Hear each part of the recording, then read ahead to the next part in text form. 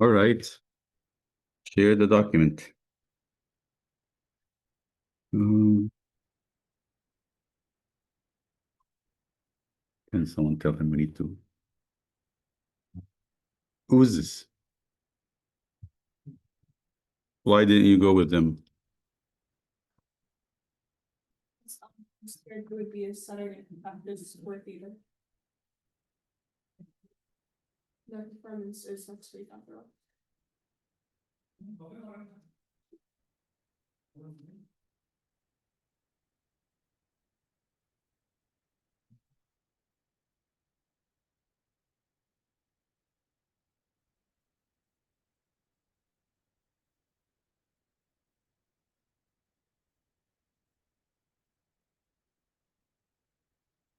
All right. We are in chapter 9.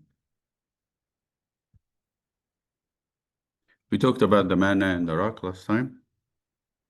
And we said the manna, the water, everything there was a practice, a training on obedience and obedience especially and trust. So for us to be holy, we need these two ingredients, obedience and trust. That's the two ingredients of holiness. To be holy, to be a saint, this is your main virtues. To trust, which is faith, and to obey God. And they come from each other. Obedience comes from trust. And we talked about the items of the covenant in the covenant at Sinai. We talked about the preparation, the commandments, and then the sprinkling of the blood, the sacrifice. And we ended up with the golden calf and tabernacle. Here's something about the golden calf. The golden calf is another way the Israelites wanted to assure God's presence. Their intention was good because Moses left them and they had not seen God. So they wanted to make sure that their God is here. So it's a representation of who God is to them. Although the commandment, second commandment, was very clear, you shall not make for yourself a carved image to worship. Their need for a presence with them pushed them to the degree they couldn't understand actually what the second commandment said. Let me just say it this way. They had not internalized the commandments yet. They did not really think about it deep and long enough for it to be in them. Later, when they're going to have that commandment engraved in them? Not before the exile. It's after coming from the exile where the Israelites really will get that second commandment. So we're talking about 500 BC. Where are we now? It's 1500 BC, 1400 BC. So it will take them 1,000 years before that commandment is really understood and applied. Something crazy to think about. For the same reason, Moses seen that they're actually very feeble, and we are. So you read the word of God and you're really not focused and you don't know how to get it to be part of you, it's going to take some work.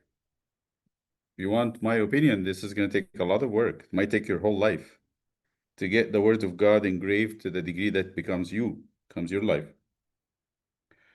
So what would Moses do? First of all, he summarized the Ten Commandments in two commandments. One given in Deuteronomy 6:5, love the Lord your God with all your heart, with all your soul, with all your strength. And that's the first summary of the first four commandments. The summary of the last six commandments is to love your neighbor as yourself, which is in Leviticus 19:18. In those two commandments, as a summary, Moses summarized the whole law. So he gave them 10 commandments summarized in two. He also gave them the tabernacle. What does the tabernacle is? The place of the real pleasant presence of God. And when Moses was given the tabernacle, he was told this was the shadow, the projector, the what do you call it? The animation, the live projection of the the holy place in heaven. How is it made? This is the tabernacle. You have an outer wall made of poles and fabric of certain color. When you enter from this side, this is east. The entrance is east. It's not like the church, the entrance is west. Then the first thing you meet is the altar of burnt offering in red to represent the blood that was sacrificed here, the animal sacrifice. In a blue laver, which is the laver is the place where the priest and the high priest wash their hands and feet, which the Muslim took to be the purification before prayer. So you got the altar, and then the cleansing laver, which is filled with water. And then you enter into a structure, the house, the mishkan, call it the mishkan, meskan. And it's made of two places, a bigger place called the holy place, a smaller place which is called the Holy of Holies. And in the bigger place, you have three objects. So all the people can come here. This is a place for all the congregation. But who enter the holy place? Only the priests.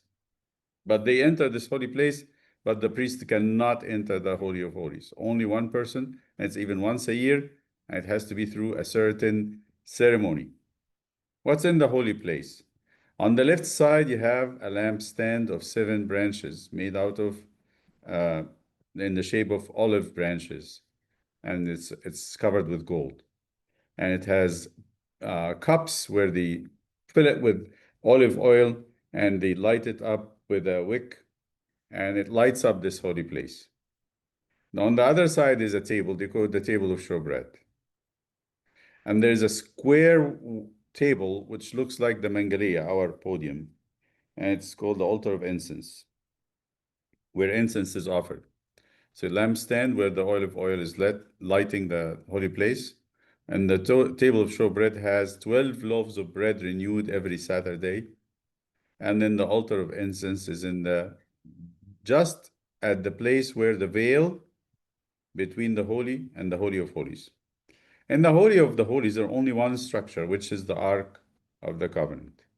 And nobody enter there. It's a dark place.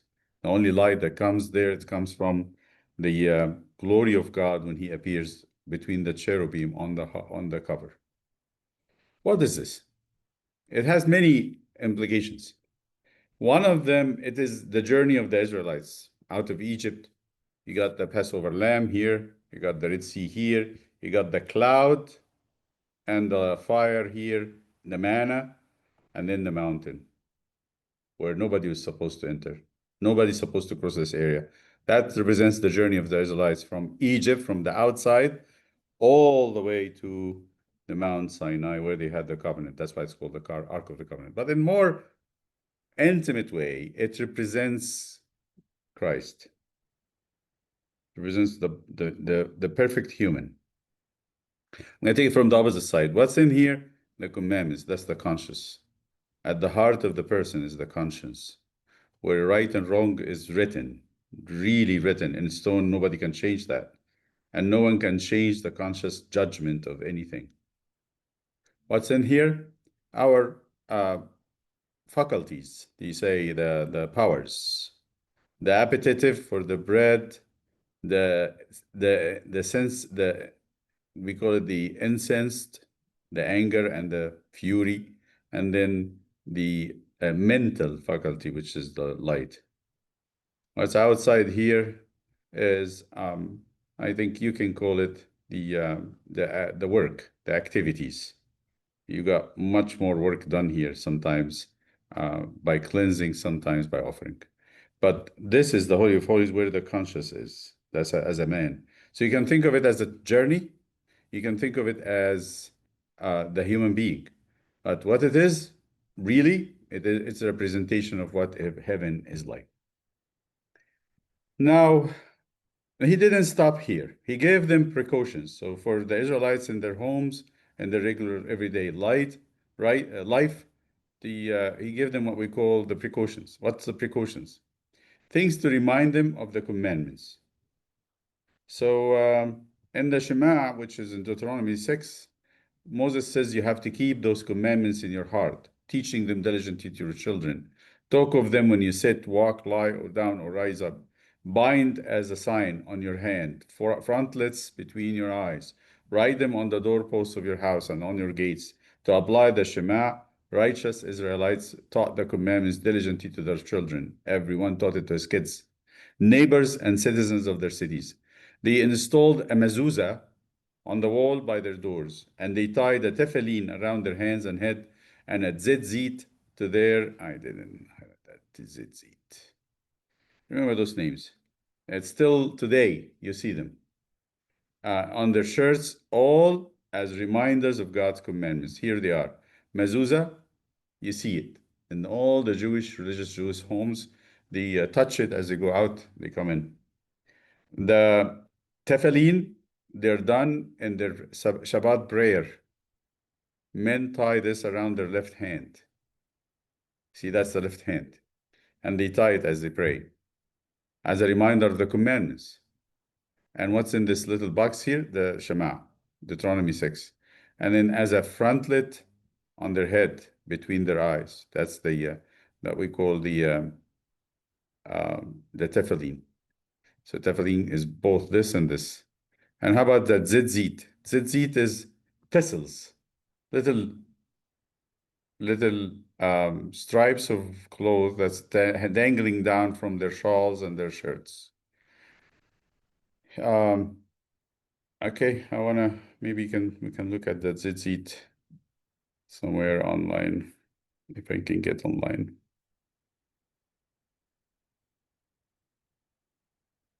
If I write tzitzit,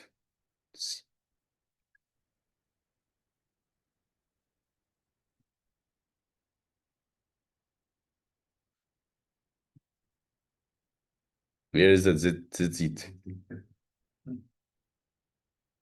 That's it. On the prayer shawl from the shirt.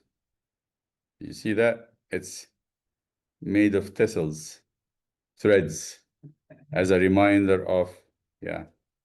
And that's how it's spelled in Hebrew. It starts from here.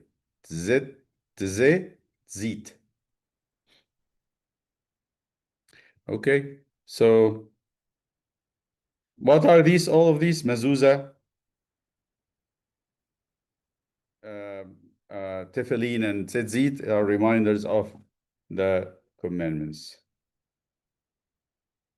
Now, we're going to move into chapter 10. Any question about these? Maybe I can get you something to chew on as before we go into this next chapter.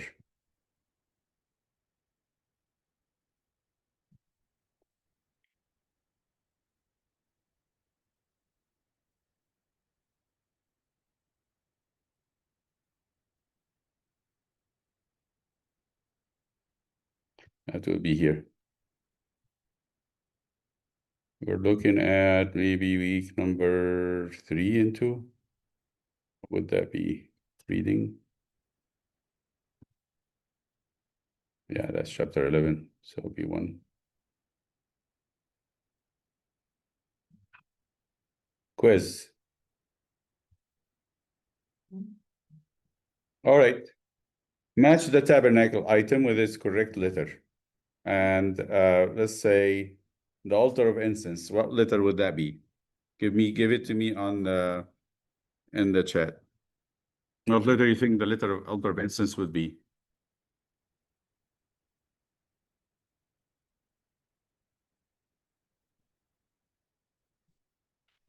Anyone? Is it A or B or C or D or E or F?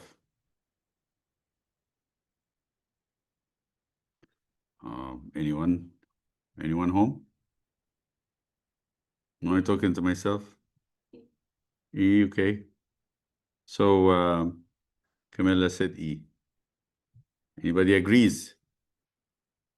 Okay. E, thank you, Leah. Thank you, Macrina.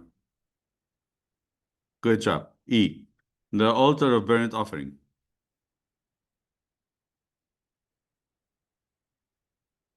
The altar of burnt offering. A, anyone? A, good. Great. The table of showbread.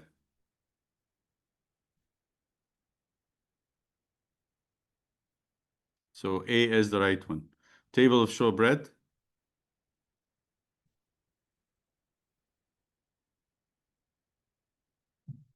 D. Very good, Macrina. Okay. The Ark of the Covenant.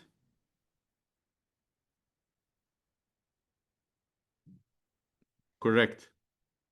The laver.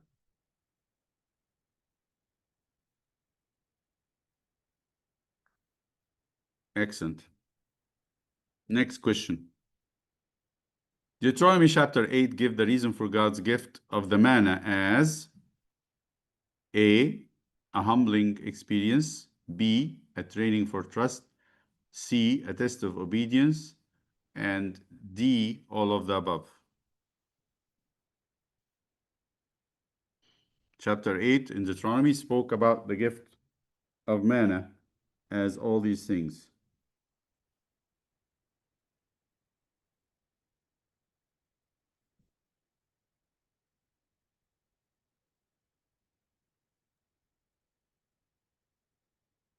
Well, no answer. A, B, C, D, E.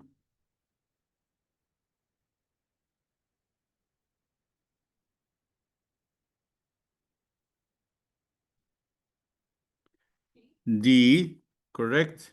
D is correct, Leah. Thank you. And Camilla. Good. D is correct. It's all of the above. It's a humbling experience to humble you or to humiliate you and to see, to test if you would listen. And it's actually to trust him. Anyway, Wisdom of Solomon, chapter 16, name the manna as the sweet dew, the wafers with honey, the coriander seed, the bread from heaven. You furnish your people with, you can look it up if you want. You furnished your people with sweet dew, wafers with honey, coriander seed, bread from heaven. This Wisdom of Solomon called it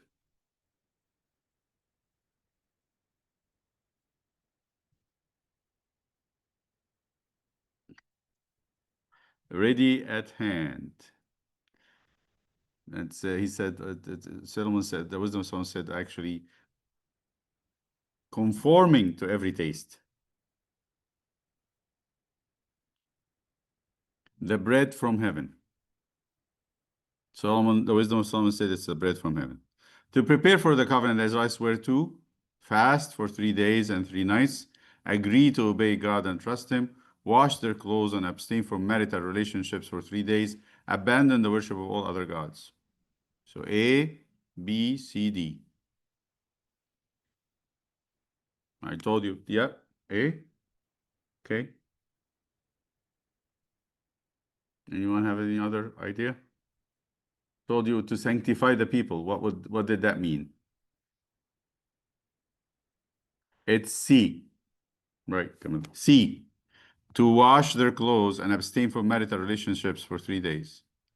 In the covenant ceremony, and I told you, remember I said that, not because marital relationship is a sin, God forbid, but it is a competition with a covenant with God. You're going to have to dedicate yourself to the union that's going to happen between Israel and God.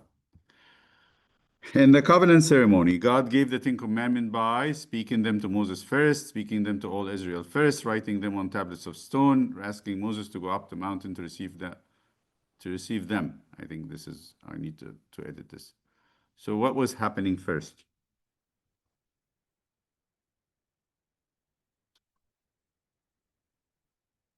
If you remember.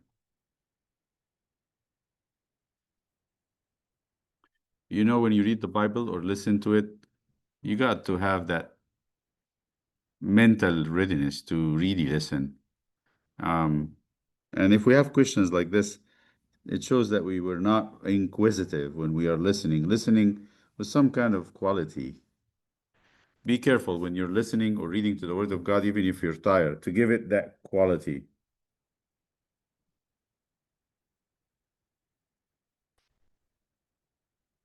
Anyone?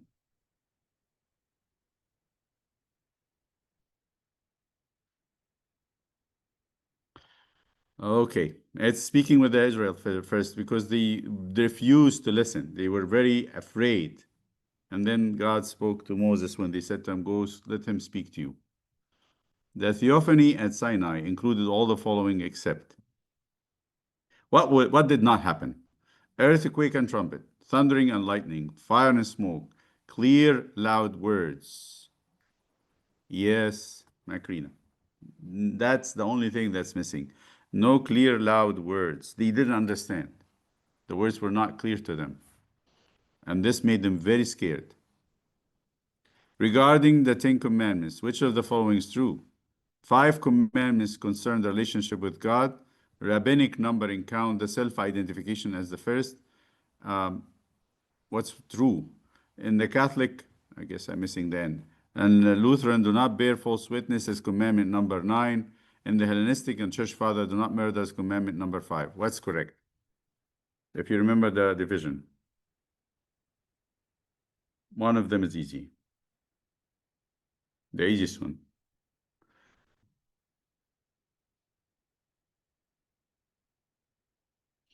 Rabbinic numbering count the self-identification as the first. I told you it's a weird thing, but that's how the rabbis see it by themselves. So no, it is B. B. That's the correct one. The rest of them are wrong. The 5 commandments, they're either 3 or 4, not 5. Do not bear false witness is commandment number 8, because I told you do not covet is 2 commandments. They split them in 2. So 10, 9, and 10 is shall not covet. In the Hellenistic Church Father, do not murder is command. That's what we know. Commandment number 5 is honor your father and mother. So it's number 6. You do not murder.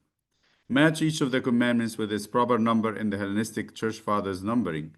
So number 4, Hellenistic Church Father is our way of doing it. So what's number 4? Remember the Sabbath day to keep it holy. Yeah, that would be this one. How about number 6? What's number 6? You shall not murder. Right? Number 9.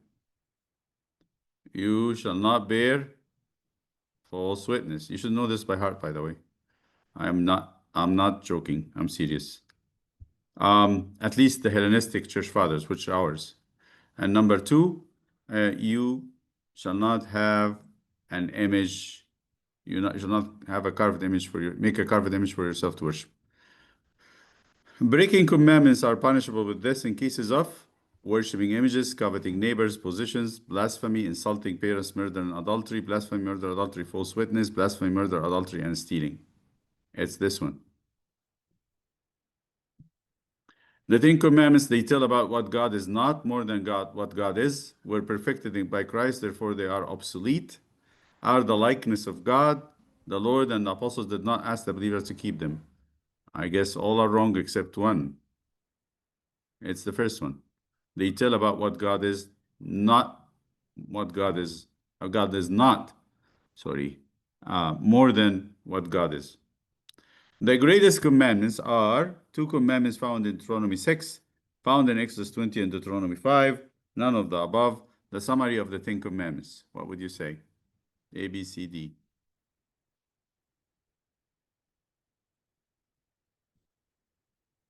Anyone? It's D, the summary of the 10 Commandments. Thank you, Macrina, you're right.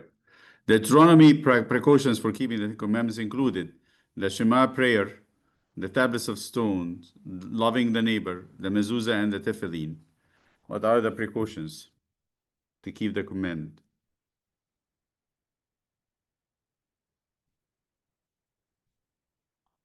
What did we say Moses added for them to remember the commandments?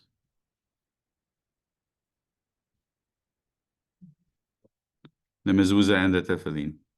Regarding the tabernacle and the golden calf, there are 2 ways of securing God's presence, the true and the false.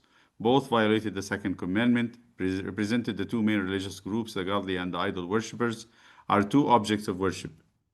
What would they say? Why did they do the golden calf? They were not interested in idol worship.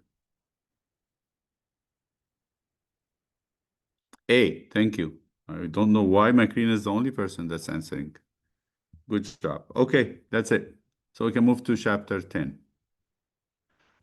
Should we go and do a quiz quickly before we go into the chapter? Should we do that? Quickly. I'm just going to ask questions and I'm not going to answer it. So do that.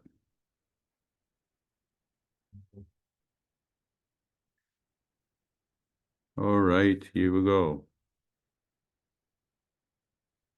The book of Leviticus contains a second rendering of the Ten Commandments, is a narrative book, contains Moses' 3 speeches, can be divided into 2 sections. The book of Deuteronomy, the Shema prayer, is found in the first speech. It's a narrative book, is made of 3 long speeches, contain instructions for the priests. The tabernacle narrative covers up the entire journey of Israel in the wilderness, make up the 1/3 of the Torah, consists only of the tabernacle description chapters in Exodus, written in the plains of Moab. Regarding the first and last censuses in the book of Numbers, were both conducted at the foot of Mount Sinai. They were to prepare the divisions of the promised land, counting the firstborn exchange with the Levites, were both conducted by the plains, I need to fix that stuff, of Moab. All the following events happened at the foot of Mount Sinai, except sending the spies, first census, covenant ceremony, making the golden calf. What did not happen is only one thing. All the following events happened at the end of the 40 years by the plains of Moab. So there you have 2 stations. Foot of Mount Sinai is one, plains of Moab is the second. One is the beginning of the journey, one is at the end of the journey. The following events happened at the end of the 40 years by the plains of Moab. One thing happened out of the 4. The beginning of generation long march, the exchange, that's the end of 40 years, by the way. The exchange census between firstborn males and the Levites, apostasy with Baal of Beor, the mission of the 12 spies. Nazarite vow, found in Numbers chapter 6, enables different tribes to share in the service of priests, includes certain abstinences, all of the above. Balaam was a soothsayer whom King Balak hired to bless Israel, curse Israel, make Israel sin, fight Israel. Match the events, sending the 12 spies.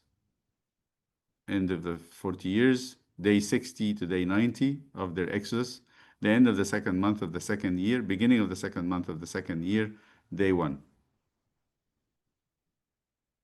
The first census, the same thing. Covenant ceremony, same thing. Second census and Exodus. Of course, Exodus will be what? Anybody can guess that? Where would Exodus be? End of 40 years, there's 60 days to 90 days, end of the 2nd month, beginning of 2nd month of the 2nd year, day 1. Anyone home? It's day 1, of course. Exodus is where we start counting, day 1, from the beginning. Match the events with its location in the books of Torah. The death of Moses. Is it in the book of Numbers, Deuteronomy, Genesis, Leviticus, Exodus? So the 5 books. Where did Moses die in the books? Levites, counting the Levites' males. The first rendering of the 10 Commandments. The death of the 2 sons of Aaron. The foretelling of Exodus of Israel from Egypt. That's it. Okay, so this is what you have for the chapter 10. Let's go into the chapter and read a little bit and see how much we can cover today. To it. Review for 10. For 10. Why? It's what we're gonna do at the end of the chapter, by the way, just in case. What are the books of the Torah? What do they contain? What happened between Exodus and reaching the promised land? What events happened by Mount Sinai? What happened at Kadesh Barnea? These names you need to know from the book of Numbers and Deuteronomy. What happened at the end of the desert wandering? All of it. So they say now in teaching, you should be telling the students, whoever is studying, I need to know myself. What is the end goal? That's more beneficial. So that if I give you the questions I'm going to ask at the end, I'm telling you ahead what I'm going to need from you. And I'm helping you actually to uh, ask yourself the important questions. If we are interested in learning, actually, that's the whole point. The whole point is to get you to be interested. So, what are the books of the Torah? Genesis, Exodus, Numbers, Leviticus, Numbers, Deuteronomy. So the first group of books in the Old Testament are 5 books of Moses, known as the Pentateuch, which is Greek for the 5 books. And the narrative of the stories of salvation is found in the 3 books, Genesis, Exodus, and Numbers. While the book of Leviticus and Deuteronomy are books of laws and commandments and contains little history. This group of books is called the Torah, or the books of the law. The author of the Torah is Moses, except for the last few verses in Deuteronomy, which are ascribed to Joshua, describing the death of Moses. This is where we have Moses' death. If you're going to remember the question, in which book Moses dies? It's in Deuteronomy, the last book of the 5. The last few verses written by Joshua. So let's start with the first book, Genesis. It's a narrative, 50 chapters. It's a book of the beginnings. The Hebrew name is Parashit, which means in the beginning. The word Genesis comes from a Greek word that means origin, birth, source, or beginning. In this book, Moses records the beginning of 4 things. Beginning of 4 things: the creation, where sin comes from, the fall, the nations, the covenant relationships that God has with the people Adam, Noah, and Abraham. The book ends with the family of Abraham in Egypt. Summary of Genesis. This is for us to read quickly. So how do you summarize the book? It's 50 chapters, 4 events, 4 patriarchs, and 13 persons. 13 persons, 3 covenants. 4, 4, 3, 13. God created everything seen and unseen, chapter 1, and created us humans in a very special way. God blessed humans in a covenant and placed our great-grandparents Adam and Eve in the paradise, chapter 2. God gave them a commandment to keep, but the devil, using the serpent, tricked them, and they disobeyed God and lost the paradise, chapter 3. God gave them a promise to save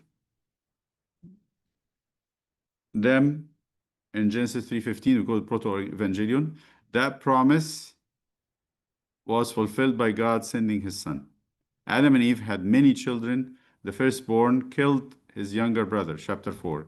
The third brother, whose name was Seth, knew God and continued Adam's line that carried the covenant blessing, chapter 5. When the other descendants of Adam became too many, they lost their relationship with God totally and became very wicked.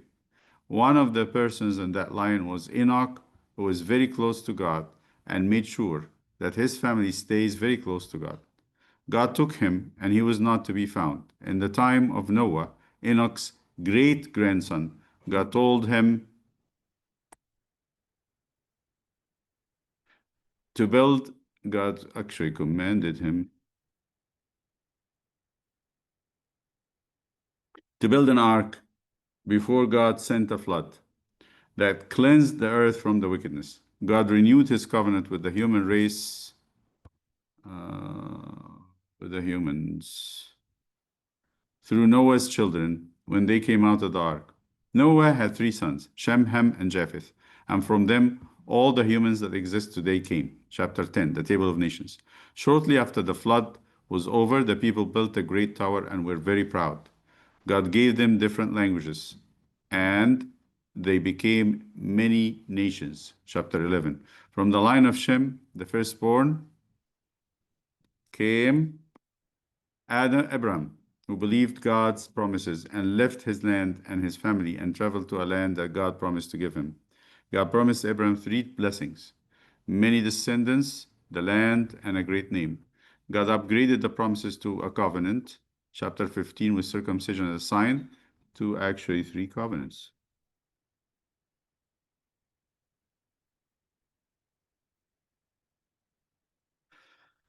Uh, 15, 17, 22. With circumcision as a sign. These promises were fulfilled in our Lord Jesus Christ, who came from Abraham's line. Abraham was called the first patriarch, father of fathers, who had Isaac miraculously at the old age. Isaac became the second patriarch, and these are the chapters, Isaac. And Isaac had a son whose name was Jacob, who became the third patriarch. Jacob had 12 sons. One of them was Joseph, the fourth patriarch, whom, what do you want? Okay. Whom his brothers envied because his father favored them. They sold him as a slave. Joseph ended up saving Egypt from a greatest famine and becoming the second man in the empire. The book of Genesis ends with the family of Jacob in Egypt, where both Jacob and Joseph die. Exodus, 40 chapters. It's a narrative book. In 20 chapters, non-narrative 20.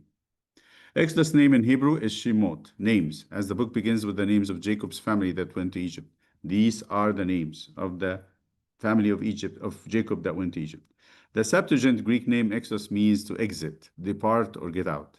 The book begins with the fourth generation of the family of Jacob in slavery in Egypt, where the Egyptian killed all the male babies of the Israelites, Jacob's family, in chapter 1.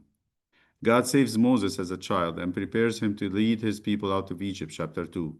After 40 years, God called him from a burning bush and sent him back to Egypt to get God's family, who are Jacob and Abraham's family,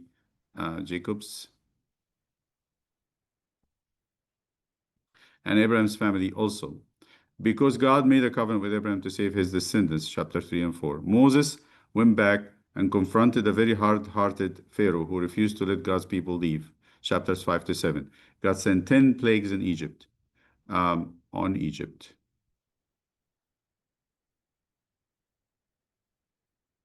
The last plague was the death of all the firstborn males of Egypt, where God instituted the Passover and led the people out of Egypt in chapter 12. God asked that the firstborn males of Israel be consecrated to him. I want to add here as priests. God split the Red Sea and led them through it, where the Egyptian army drowned.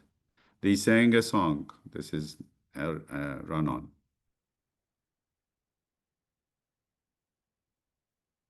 They sang a song to the Lord, chapter 15,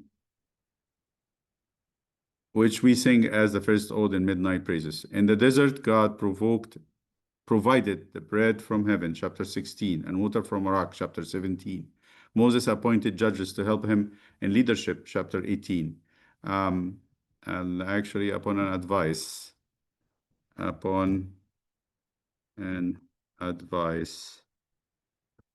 by his father-in-law.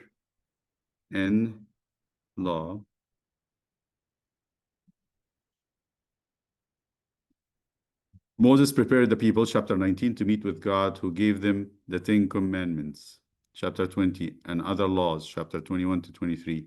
The people affirmed the covenant, chapter 24.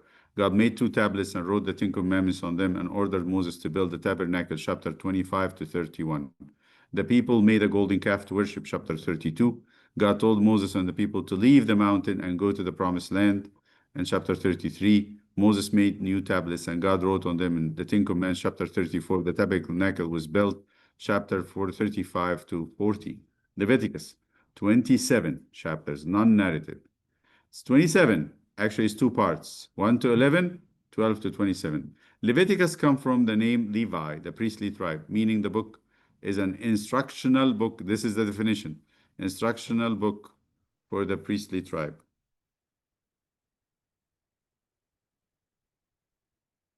This book is the handbook of the priests. The main persons, Aaron and his sons, it's divided into 2 parts. Chapter 1 to 11, ceremonial duties of the priest in the tabernacle. 12 to 27, the priest duties in teaching the people rules of sanctity. This is what Malachi had echoed back and said, from the mouth of the priest, you require the law.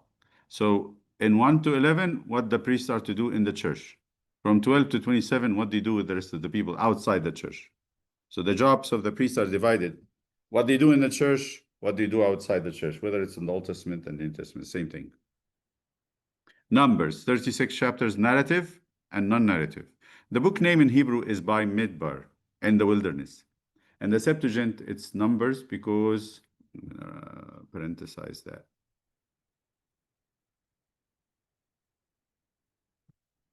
Because it contained two major censuses and one minor census. And it's important to remember, numbers, the Septuagint calling it numbers because there is numbering of people 3 times.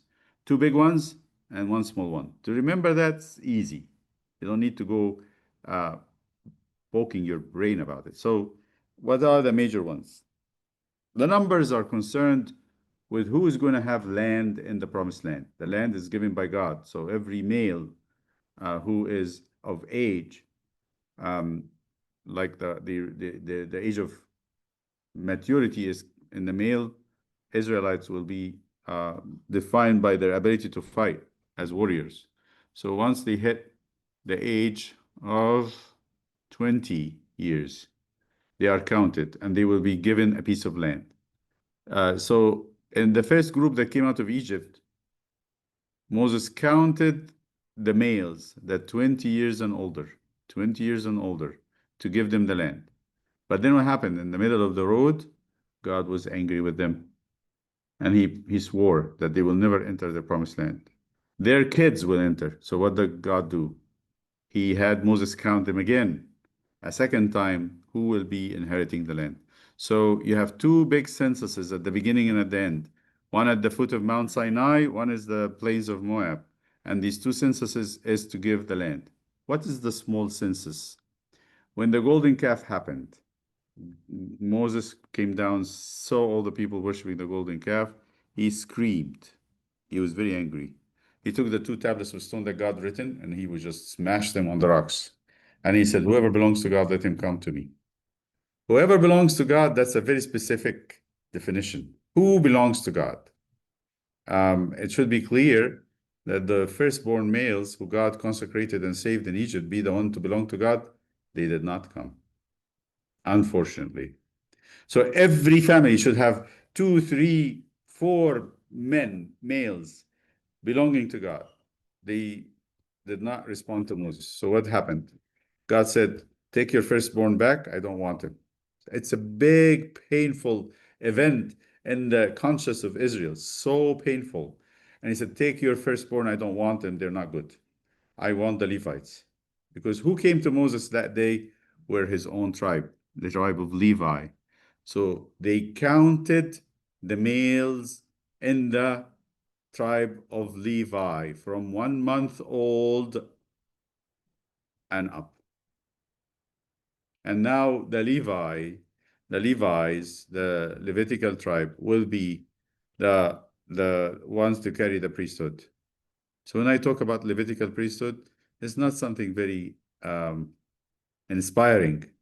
It was a default by God refusing the firstborn of Israel. So this was the first measure. So okay. When the firstborn males failed to respond to Moses' call in the incident of golden calf, God told Moses to count the firstborn males and exchange them by the Levites who responded to Moses' call for the priestly work. And that's chapter 3. So chapter 1 is the first numbering. Chapter 3 is a small numbering. And then we go into chapter 13. I'm sorry, it's going to be chapter 26, where you have the second great census. Israel sent 12 spies into the promised land, and when the congregation refused to enter, they failed to believe God. The whole congregation started a 40-year journey in the desert, chapter 13 and 14, until all the generation that came out of Egypt perished. When the second generation arrived at the border of the promised land, that's called the plains of Moab, that's the border. They're about to enter. Balak, the king of Moab, invited Balaam, a soothsayer, to curse Israel. He didn't invite him to stumble. Israel didn't invite him to do anything else but to curse them. The Lord prevented Balaam from cursing his people and had him bless them. Wishing to get the promised money, Balaam advised Balak to entice them to sin, which will be echoed in Revelation. The Moabites and the Midianites enticed the men of Israel to commit idolatry and adultery. Many died in a plague. God struck them with a plague. A new major census was done before entering the promised land to count all the male 20 years and older, chapter 26. So you have two big censuses. Chapter 1, chapter 26, after the first generation died and after the plague, and then a smaller census in chapter 3 to exchange the firstborn with the Levites. Deuteronomy, the last book of the five. The name of it's the 34 chapters. So how many chapters in Numbers? 36. How many chapters in Deuteronomy? 34. The name of the book comes from the Greek word that means second law. Deutero, second. Nomos, law. We say it even in Coptic, nomos. It includes Moses' final speeches to the Israelites before they entered the promised land. He didn't enter. He left them at the last station in the wilderness, and he gave them 3 speeches. It was addressed to the whole nation from the plains of Moab. Moses died at the end of the book, chapter 34. The important parts include the second rendering of the Ten Commandments, chapter 5. The Shema prayer, chapter 6. The reasoning for the gift of manna, chapter 8. The instructions for the king, chapter 17. The prophet like Moses, chapter 18, in the same place where the king is, can be divided into 3 portions. First sermon, 1 to 4. Let me ask you this. So where the Shema? Is it in the first sermon, second sermon, or the third sermon? If you're with me.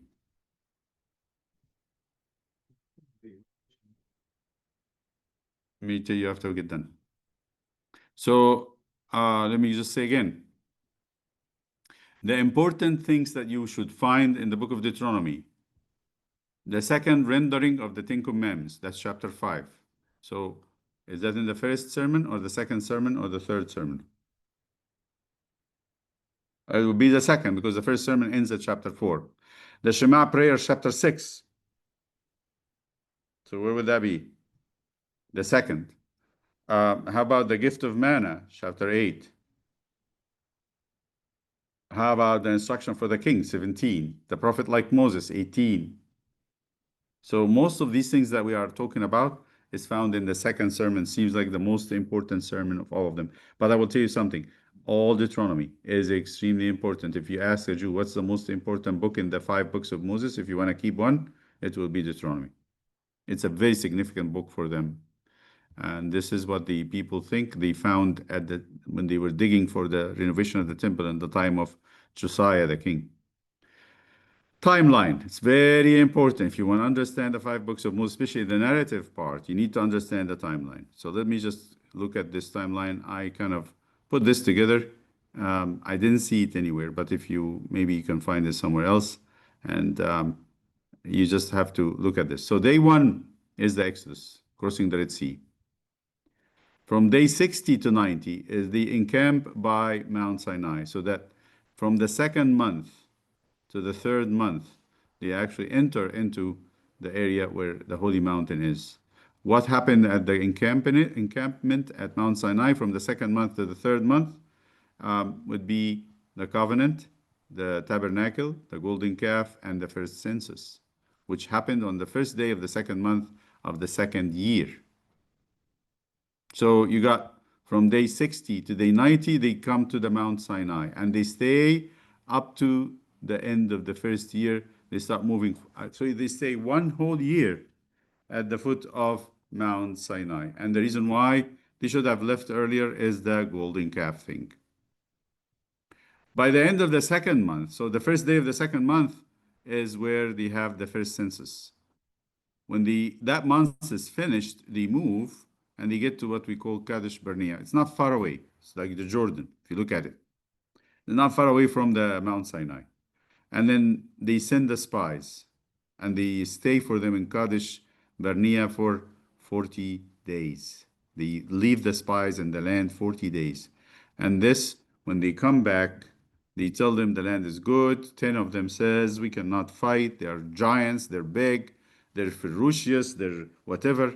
And the 2 spies, Caleb and Joshua, says, we can do it. We had done it with the Egyptians, God with us, don't be afraid of them. They don't listen to the two, they listen to the 10. Democracy wins, and this is the end. This happens when you have full democracy, 10 against 2, a majority vote. Said, let's go back to Egypt, let's do this, let's do this. So got very angry with them because they did not trust him, because he told them, go enter the promised land, I'll give it to you. And they did not trust God. So what happened is they said, we're gonna die and our kids will be slaves. And he said, no, you're not, if you that's what you say, that's what will happen. And we're gonna keep turning in the desert until all of you die. It's your children that you thought they will be slaves, they will be inheriting the lands. 40 years to come to the same place again, the same place they left. After 40 years, Balak asks Balaam to curse Israel. Israel apostasy and plague.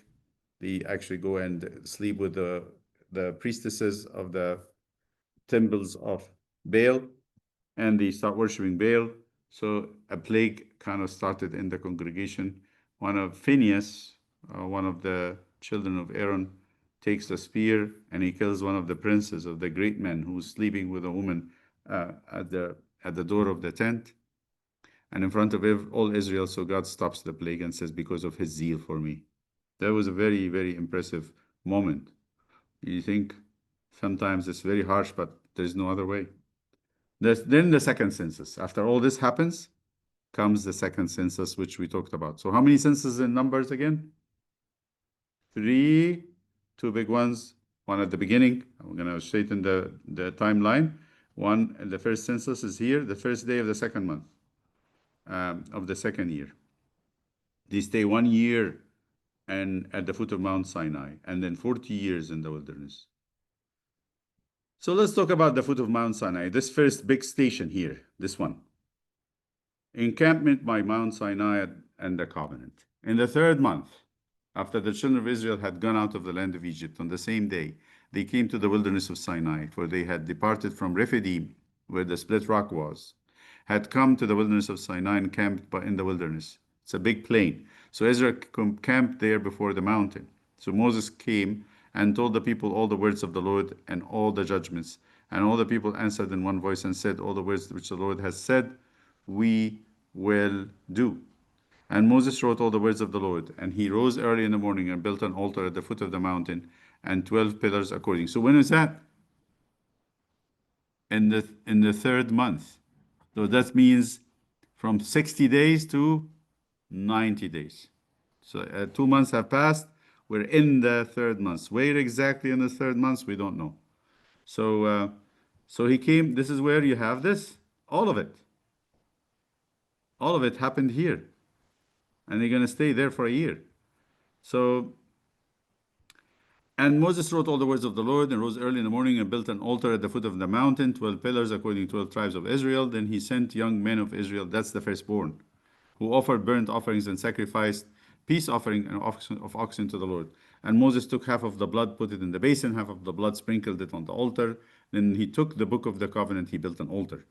And he took the book of the covenant where the commandments are written and read in the hearing of the people. And they said, all that the Lord had said, we will do and be obedient.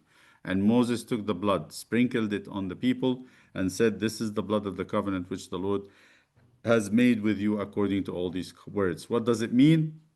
The blood of the animal actually tying up the Lord with them and the commandments. The two tablets, the instructions for the tabernacle and the golden calf. After the ratification of the covenant and the celebration meal, then the Lord said to Moses, come up to me on the mountain and be there. I will give you tablets of stone and the law and the commandments which I have written, that you may teach them. Now when the people saw Moses was delayed coming down from the mountain, the people gathered together to Aaron and said to him, come make us gods, that we shall go before us. They want God's presence. For as for this Moses, the man who brought us up out of the land of Egypt, we do not know what has become of him. You see the pressure of Egypt on them, the peer pressure. They could not get rid of the idea of idols. There is no way. It's too fresh. They cannot get rid of it. And that's why you involve yourself too much with media, YouTube, social media, you start thinking like them. And it's going to be extremely tough Sometimes we presume in ourselves and say we're going to stand against the current. Please think again. It's really bad. And sometimes you don't think that is actually influential, what you're looking at, but it is. What's the alternative? Find something else. Duh. Okay. And Aaron said to them, break off the golden earrings, which are in the ears of your wives, your sons, and your daughters, and bring them to me. So they get what they took from the Egyptians. The Egyptians, they actually, what do you call it? The word, not looted. They took the stuff from the Egyptians, and the Egyptians were happy to give it to them because they were devastated. So all the people broke off the golden earrings and were in their ears and brought them to Aaron, and he received the gold from their hand, and he fashioned it with an engraving tool and made a molded calf. Then they said, this is your God, O Israel, that brought you out of the land of Egypt. Shame. The tabernacle narrative at Mount Sinai. The tabernacle narrative stands at the center of the Torah. And although it takes up almost a third of the Torah, third of the 5 books, talks about the church, it covers a time span of less than 1 year. This indicates its crucial importance. Out of the 40 years, 1 year is dedicated to the tabernacle, but it takes 1/3 of the books.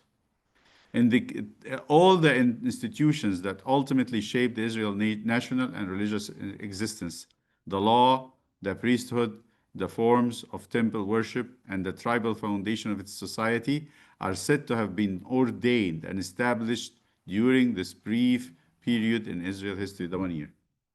Everything that shapes Israel and their identity is in that 1 year, which we call it the tabernacle narrative. At the foot of Mount Sinai. Remember how much time is spent at the foot? From the second month of the first year to the second month of the second year. According to the story that emerges from the Torah as a whole, the tabernacle narrative is a stage in Israel's sojourn at Sinai, interwoven with the theophany. So it's a very special time because they are there and God is there, physically present. They can approach him anytime. And that's why it hurts a lot when they make a golden calf. It hurts a lot. Now, which tells us, some people sometimes say, and this is something you can draw out of it and just think about it. I wish I can see something, I need to be zapped. I need to wish it's like a supernatural something light. I want to see St. Mary, whatever. Did that prevent the Israelites from really doing the unthinkable? Did it? Not really.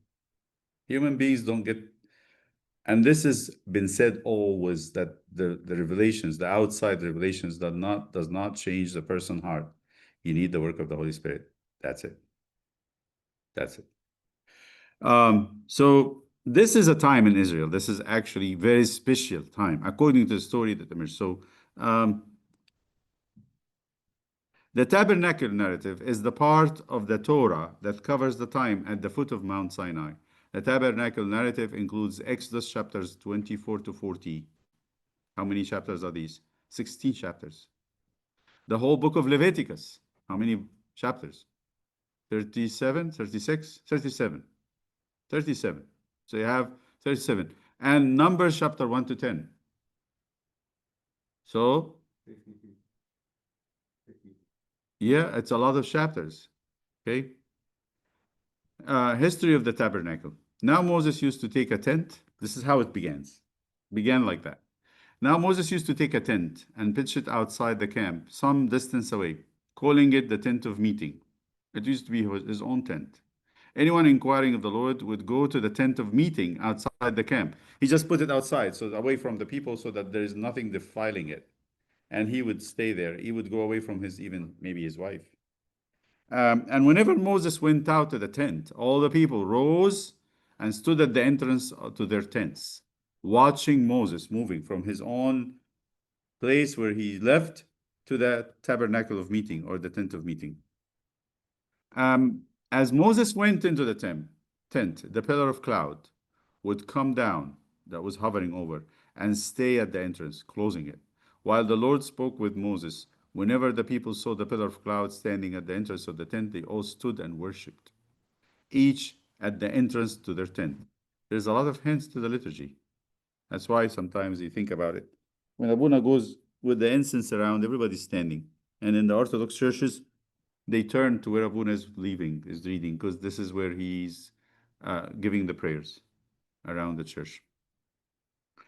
Until he enters the tent. As Moses went to the tent, the pillar of cloud would come down. So he said, whenever the people saw the pillar of cloud, now the Lord would speak to Moses face to face as one speaks to a friend.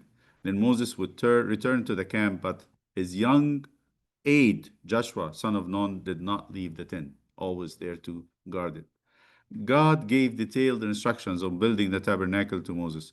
This included the needed material. So he started by the tent of meeting, and then he gave him the description of the sanctuary. This included the needed material to be a free will offering by the people.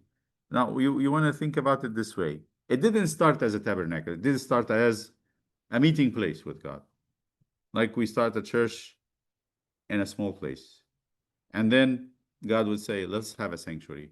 And then we build the sanctuary, a very specially detailed, ornamented, beautiful place. So he said it has to be a free will offering, no force. The tabernacle design, the measurements, the colors, and even the craftsmen whom he inspired to do the work was told in details by God. Tabernacle is divided into three sections: the outer court, the holy place, and the Holy of Holies, like we talked about it before. The outer court, walled and has an entrance, contains the bronze altar or burnt offering, the laver. The holy place contains the table of showbread, the lampstand, altar of incense. The Holy of Holies, enclosed with a veil in its entrance, contains the Ark of the Covenant with its mercy seat, contained the two tablets of stone, pot of manna. This was the main thing. Like I told you, this is the conscience of the nation. The pot of manna and the rod of Aaron. The first census. Now we go to the stuff that happened. Now the Lord spoke to Moses in the wilderness of Sinai in the tabernacle of meeting on the first day of the second month, in the second year, second month, second year, after they had come out of the land of Egypt, saying, take a census of all the congregation of the children of Israel by their families, by their fathers' houses, according to the number of names, every male individually, from 20 years old and above, all who are able to go to war in Israel. So what's the definition of the males to be counted? 20 years old. Able to fight. You and Aaron shall number them by their armies. If you'll hear about it later in the book of Kings, when Nabut the Jezreelite refuses to give the king his piece of land, he refers to this. He says, this was given to my father by God, and it was paid for by blood of my ancestors as fighting for Israel. How can I give it to you? It's very precious. The second census, the census of the firstborn and the Levites. And the Lord spoke to Moses, saying, which chapter is that? The first one? 1. The first census is chapter 1. Book of Numbers goes right into numbering, right directly into numbering, chapter 1. And the next one is 26, which is the second one. But the small census in chapter 3. Then the Lord spoke to Moses, saying, now behold, I myself have taken the Levites from among the children of Israel instead. I like this word, instead. Shame, shame, shame. And think about this. When God calls somebody to serve and they are not worthy, they're reluctant, or they don't want to come. And God says, oh, go back. I don't need you. I'll take somebody else. So he said, instead of every firstborn who opens the womb among the children of Israel, therefore the Levites shall be mine, because all the firstborn are mine. On the day that I struck all the firstborn in the land of Egypt, he's given it. He's given you the definition why they are his. I sanctified to myself all the firstborn in Israel, both man and beast. They shall be mine. I am the Lord. Then the Lord spoke to Moses in the wilderness of Sinai, saying, number the children of Levi by their fathers' houses, by their families. You shall number every male from a month old and above. So for the big censuses, it is 20 years and above. They have to be fighting men. For the firstborn, what would that be? 1 month and above. 40 days at Kadesh, spying the promised land. 40 years in the desert, 40 days, 1 year for 1 year, for 1 day. From Mount Sinai to Kadesh Barnea. When is that in this here? It's actually 1 month. First day of the second month to the end of the second month. That's it. 1 month it took them to move from Sinai to Kadesh Barnea. It's not far. It's just big, heavy group of people that takes a little longer in a short distance. I don't know why we did this in yellow. Needs to be edited. Okay.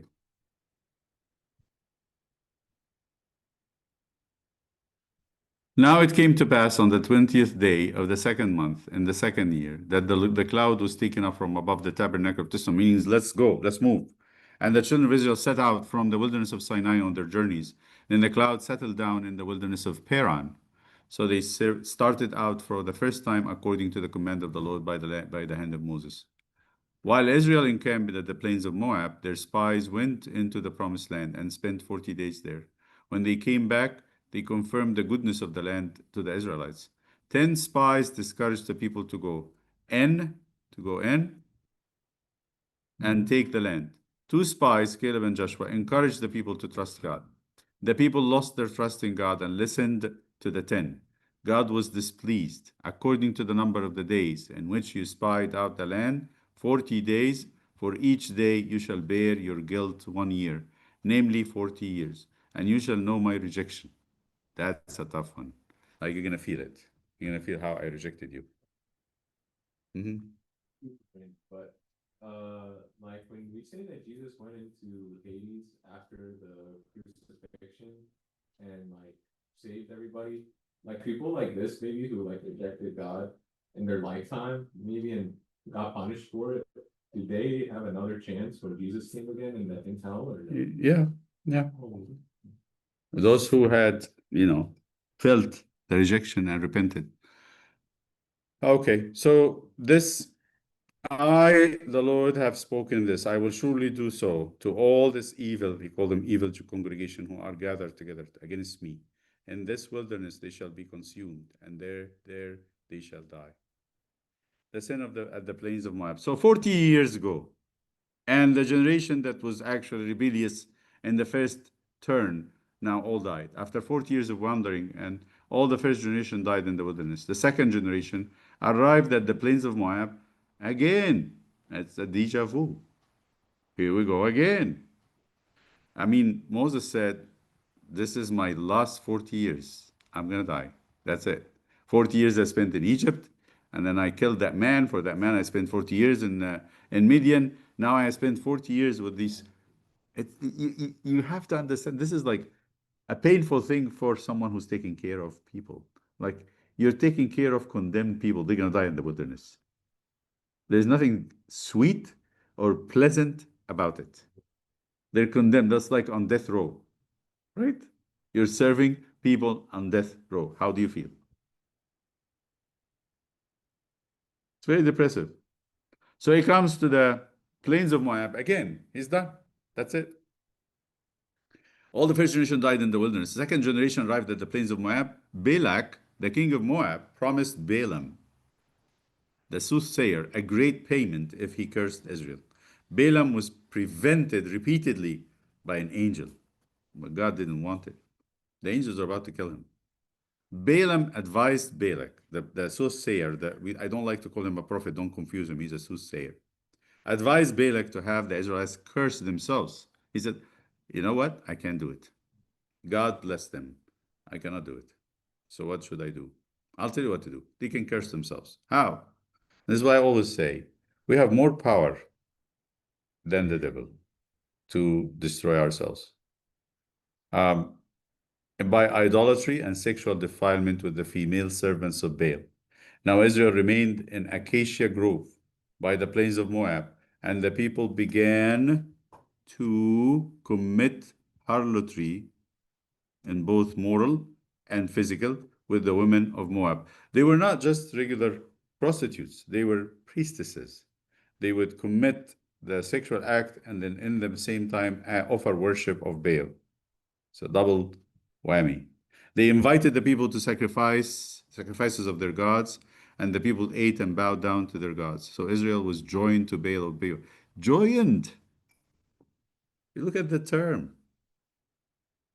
They were supposed to be joined to God in a covenant. So they made a new covenant with Baal of Peor. And the anger of the Lord was aroused against them, against Israel. The second census at the plains of Moab. And it came to pass after the plague, a plague started, many people died, that the Lord spoke to Moses and Eleazar, the son of Aaron, the priest, saying, take a census of all the congregation of children of Israel from 20 years and old and above, the same thing, by their fathers' houses, who are able to go in war among Israel. Number 26. So the first big census is Numbers 1. The last census is number 26. How many chapters in Numbers? 36. And the small census in number is Numbers chapter 3. That's it. I think I might need to change this and add a little bit. It's just too much in this chapter, but we're done. Okay, next time we're going to look into the questions again. Any questions? Now your question, David. Shema. Oh, the Shema? The Shema is like our Father. Something for the Jews. All the Jews, the youngest, the first prayer that the parents teach it to their kids. Hear, O Israel, the Lord our God, the Lord is one. Love the Lord your God with all your heart, with all your mind, with all your might. That's the Shema. So what do you do with it? They write it on a scroll and include it in a very expensively ornamented, like a cylinder. And they put it on the doorposts. Every time they come in, they kiss it. And every time they go out, it blesses their houses. They say they put it on every door in their houses, except the bathroom and the storage. They don't put it on the bathroom. And so what else they do it? The Shema is put on the... They think it's defiling. It's not really appropriate. Because they need to, it's almost like the Muslims. You have to touch it when you are clean. You have to be clean when you touch it. So doing acts, of execution is not the cleanest thing to them. You said people don't put crosses in their bathroom. That's true. We shouldn't. We shouldn't. So we agree with the Jews then. Yeah, it's not appropriate to put a cross in the bathroom.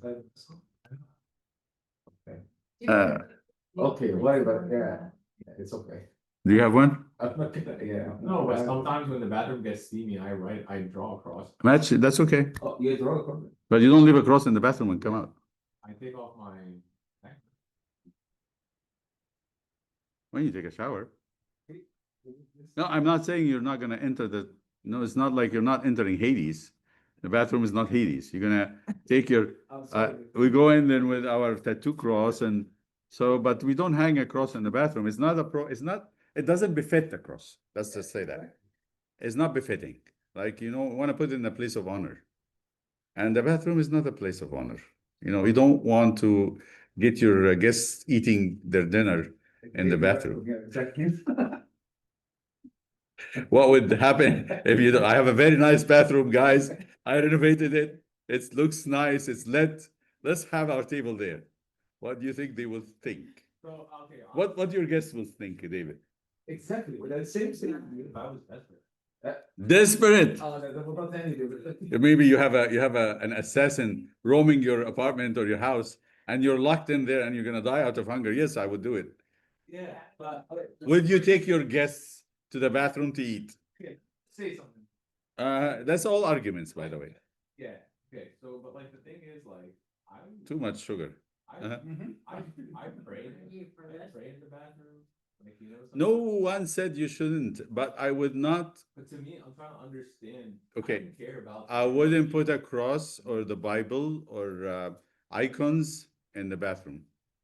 I mean, you want to take like your best saint and put him in the bathroom and close the door and leave.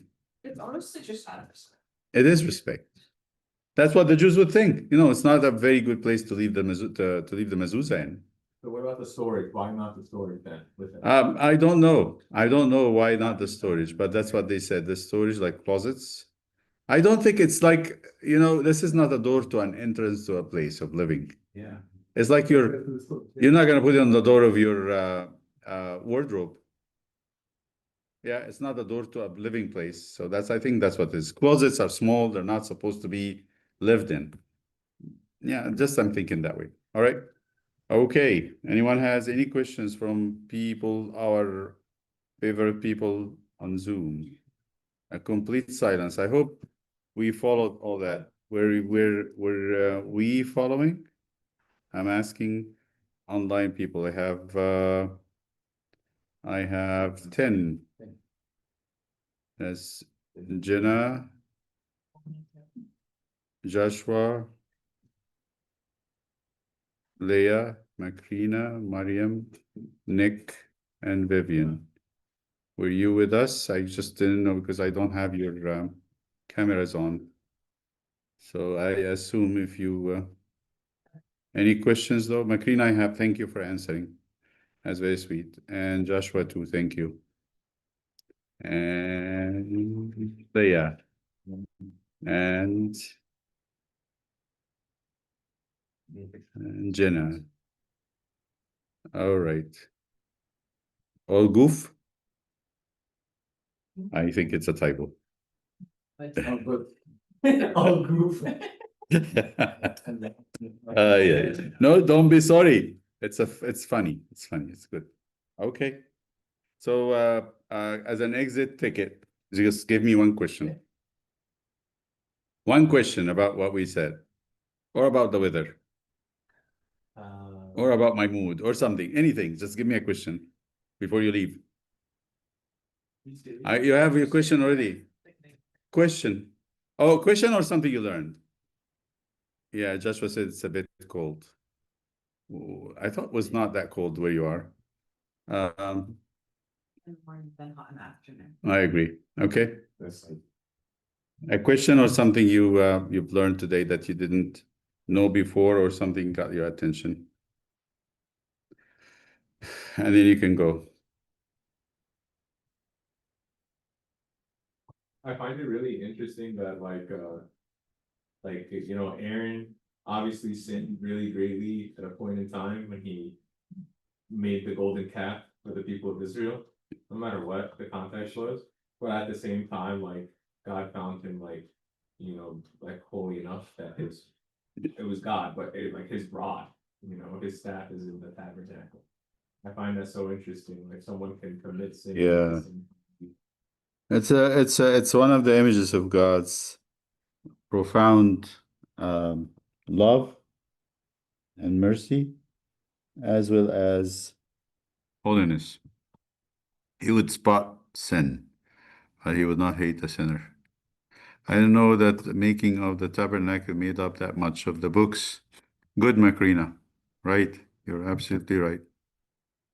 The tabernacle narrative. It's 1/3 of the books of the Torah. How about the rest of us? It's interesting how the Israelites used to worship towards the west, but now we worship towards the east. Good job. So Camilla says it's interesting how they worship toward the west. Anybody knows why?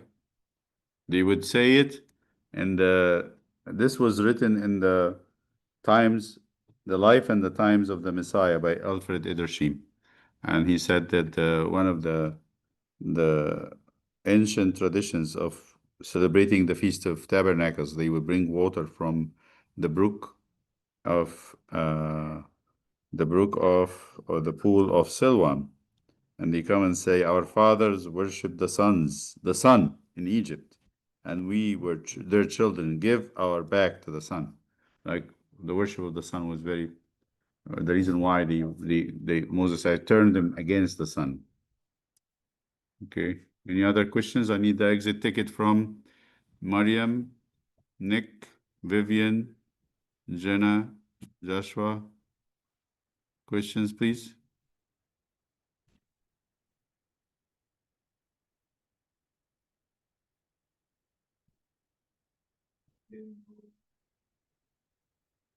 Priest could only go to the holy place with a special clothing. Uh, I didn't know that the priest could only go to the holy place with a special prayer, yes, and then after washing their feet. What's the place that the priest couldn't go into once a year? The priest could not, never, no priest can go into the Holy of Holies, only the high priest. And he cannot enter every day.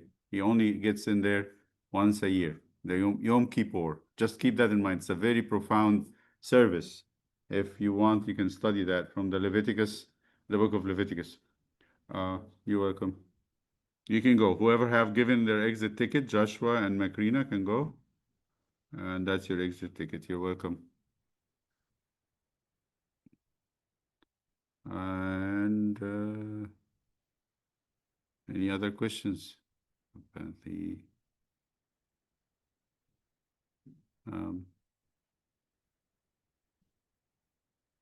and wasn't aware of the fact that the tabernacle is only 1 year out of 40, but made up a third of the books. Good job. Thank you, Nick. Yes. Something you learned or a question you need to ask?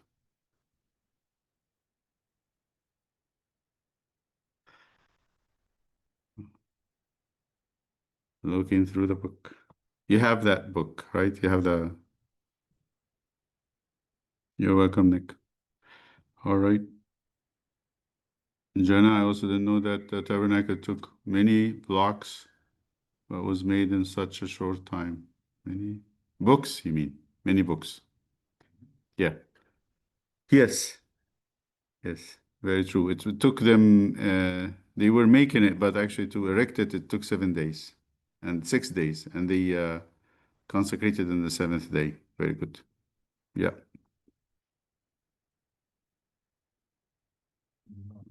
Many chapters from the Torah. You said 60 some.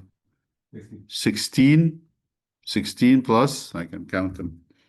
16 for Exodus.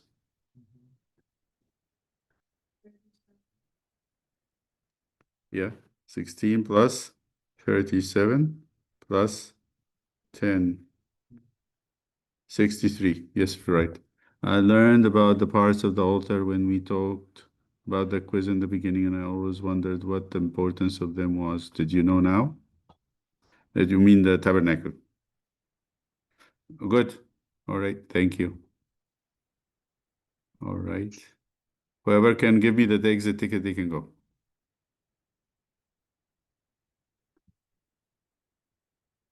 Huh? Yeah. And sorry. All right. Oh, we're left with Vivian, right? Okay, right. Let's say our Father. Make us worthy, O Lord, say thank you. Our Father who art in heaven, hallowed be thy name, thy kingdom come, thy will be done on earth as it is in heaven. Give us this day our daily bread, and forgive us our trespasses as we forgive those who trespass against us. Lead us not into temptation, but deliver us from the evil one. In Christ against our Lord, my life. In the love of God the Father and grace His only begotten Son, Jesus Christ, and the fellowship of the Lord Spirit, be with you, be on peace, be still. Yeah, I want it back. Thank you, everyone. Thank you.